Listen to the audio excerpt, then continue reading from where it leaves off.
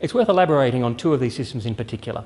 The quota preferential system, the single transferable vote, was fundamentally based, as we mentioned earlier, on individual candidates running for office, whereas the party PR system is fundamentally based on people giving their support to parties. It creates quite a significant difference, even though both are generally referred to as systems of proportional representation.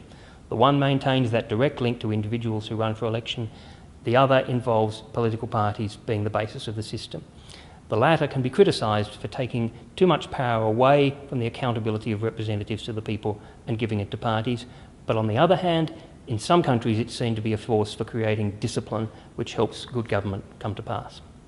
It's worth elaborating a little bit more on two of those systems in particular. The single transferable vote system is based on the quota, and it remains a system where direct election of individual candidates is the way the system operates.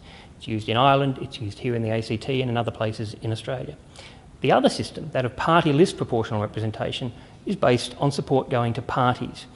The upside of that may be that there's greater party discipline, which could prove useful in some governments. But the downside is, for many people, it seems to take power away from the accountability of the MPs to individual voters and make the political parties control the MPs in a much stronger fashion. It's a design choice you have to choose between.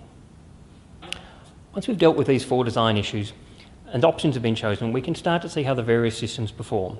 For instance, first past the post is a direct election system. This means, of course, that the relationship between the voter and the MP is still very strong. But this approach severely limits the choice of candidate options.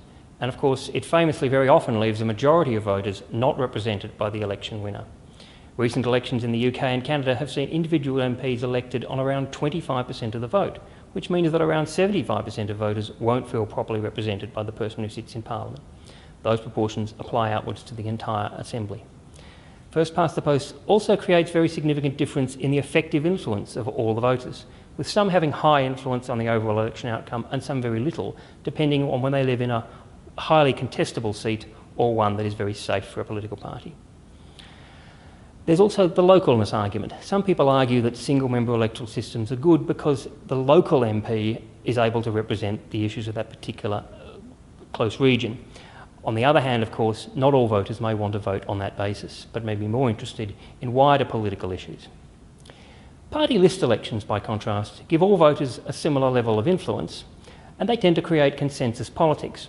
That's true of both of the party list systems and of the single transferable vote ones.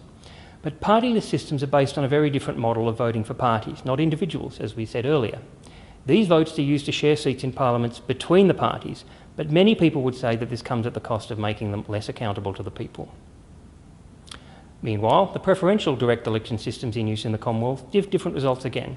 When preferential voting is used in single-member electoral districts, as in Australia, the voters still get to vote for individual candidates, but they have more choice, and they have a sequence of choices through which a minor party candidate can drop out without affecting the outcome of the election in the end.